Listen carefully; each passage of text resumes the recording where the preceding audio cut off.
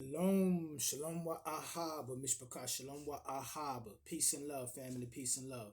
I want to say shalom to the whole house of Yisrael, all 12 tribes scattered throughout the four corners of the earth, to wherever we've been driven to the lands of our captivity. I also want to say shalom to the sojourners, the Gentiles, and the foreigners, and all those who give thanks, honor, and praises to the Elohim, or God of the Bible, and his only begotten Son, Yahushua HaMashiach, to whom many of you refer to as Christ. Hallelujah.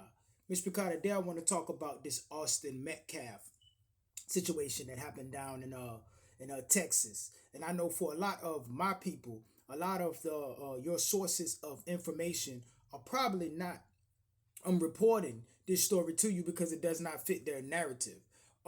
Because you see these two young men here, you know, the young brother killed the so-called white boy. The black kid killed the so-called white kid at a track meet. You understand that? And this post says Austin Metcalf, a 17-year-old honor student and football MVP, was fatally stabbed at a Texas high school track meet after reportedly asking another team to move from the wrong section. Just days earlier, Austin tweeted, "Faith that God got me and my work will pay off." His parents are left devastated, and his father says he forgives the killer but wants justice.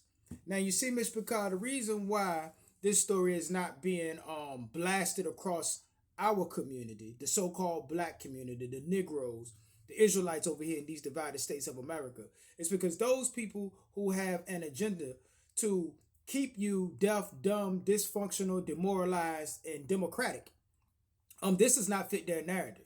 Now, if it was the other way around and the so-called white boy stabbed that black boy, it would have been all over MSNBC. It would have been all over CBS. It would have been all over every Charlemagne the God, and everybody would have been talking about it on Hot 97, and everybody would have been talking about it. You'd have people rioting in the streets, and they'd have been saying, yeah, MAGA people done got emboldened and done stabbed the young up and coming college potential college scholarship student of Carmelo Anthony. You know what I'm saying? Because that was the kid's name. Carmelo Anthony is the name of the so-called black kid who stabbed up the so-called white kid over a simple confrontation at a track meet. And you got people out there like Matt Walsh that are using incidents like this to generalize and say that generally so-called black teenagers are violent and out of control. You see what I'm saying?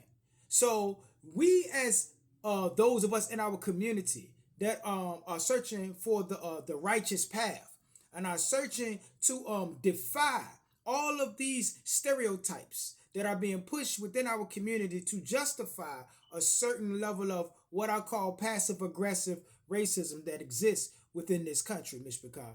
You understand that? So this situation right here, it can get very messy.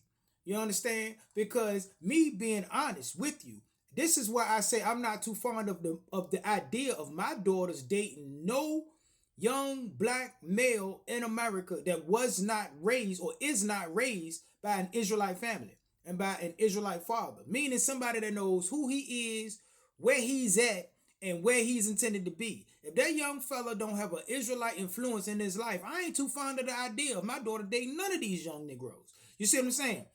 Because the point blank period fact of the matter is that the young man came to a track meet with a knife, and he went and stood in somebody else's section, you know what I mean, and awaited for a confrontation. You understand that, Miss Picard?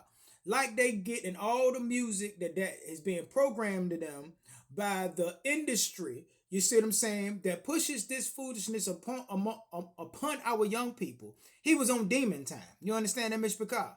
And Matt Walsh will go out there and generalize a statement like, we need to come to the terms that black teenagers are just more violent than other teenagers and killing each other, which is, there's a level of truth to that. But why is that the case? Nobody wants to talk about why. You want to think that, oh yeah, we just naturally this way. But nobody wants to talk about how the music, movies, and everything else that you pump into our community, one certain type of lifestyle and behavior is promoted. While if you come in with art, music, any type of material that is about promoting righteousness, it is not promoted by the powers that should not be. You see what I'm saying? Like I said the other day, it's like poison in your garden behind your back. And then when you get sick from eating the food, then they blame you for getting sick and being stupid enough to eat the food. But you didn't know that they poisoned it. You see what I'm saying? And that is what I get from this situation. And we as a people, our people, you know what I mean, those of us who know who we are, why we are, where we are, and where we are intended to be, we need to start separating ourselves from certain elements of the black community, especially that stuff that's dealing and circling around hip hop and how that hip hop is connected to a certain culture that is about to be dealt with in America. You see what I'm saying, Mr. Picard? This is what we need to start doing. Because at the end of the day, when we was growing up, I don't care if the so-called white boy called me nigga and pushed me. I'm not gonna risk my life or life in prison and parole my freedom over somebody calling me nigga and push me. No, I'm gonna smack the shit out of his ass. You see what I'm saying? Excuse me, Mr. Picard. That's what we gonna do. Excuse my language for those that are offended by that kind of language. But I'm not gonna pull out no weapon, you see what I'm saying? Stab somebody, you know what I mean, over a minor confrontation. And most of the people in my generation, that's what went down. You see what I'm saying? So at the end of the day, they are mentally and I'll say spiritually, and I'll say as far as behavior wise, they are dysfunctional by design. You see what I'm saying? And seeing everybody want to point out how dysfunctional so-called black folks in America are being right now, but nobody wants to talk about what and why and where this stuff's come from. You know what I'm saying, Mr. Picard? I'm not taking up for that young so-called black man for stabbing somebody over something simple, and I feel sorry, you know what I mean, for the family that lost a child behind that foolishness. Because two families is about to be a loss, you know what I'm saying? One family has lost a son to murder, and another family is about to lose a son to the penal system. You understand that?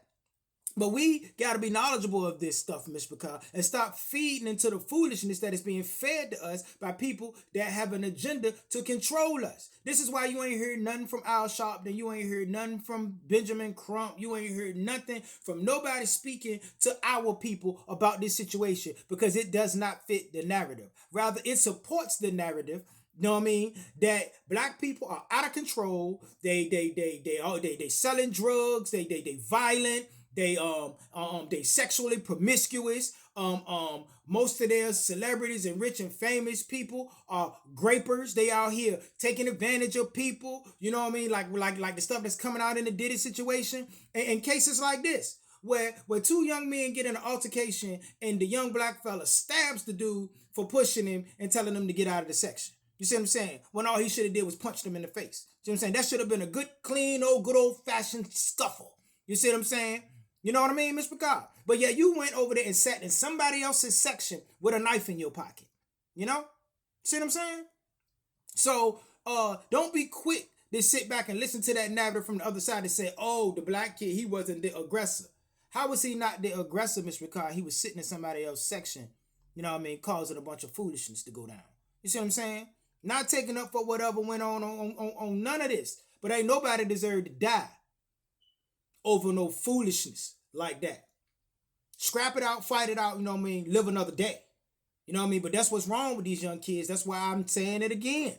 You know what I mean? I got 4 girls that I am responsible for. And I can tell you like this, I'm not interested in them dating none of your sons unless you are in what we call the truth. And with that, Mr. Picard, I'm going to go ahead and get out of here. And always remember to keep the fire burning. A little more oil in my lungs. Hallelujah, Mr. Picard. Keep your eyes open. Stay prepared so that you don't have to get prepared. And remember that your redemption is near. Until we meet again, Mr. Picard. Kumar, Yisrael. Calm, Yasha'al. Rise, Israel. Shalom, Shalom. Salam, Mr. Picard. Hallelujah.